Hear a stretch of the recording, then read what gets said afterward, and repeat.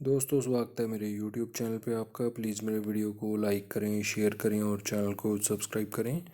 दोस्तों हम खेलेंगे फ्लिपकार्ट डेली ट्रिविया क्विज़।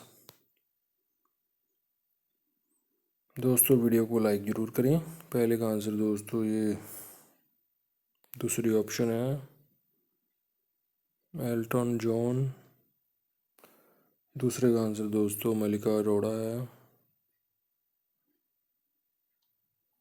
तीसरे का आंसर दोस्तों बेफिक्रे है। चार नंबर का आंसर दोस्तों ये तीसरी ऑप्शन है ड्रम्स। पाँच नंबर का आंसर दोस्तों रंगीला है। दोस्तों वीडियो को लाइक करें, शेयर करें और चैनल को सब्सक्राइब करें। Thanks for watching.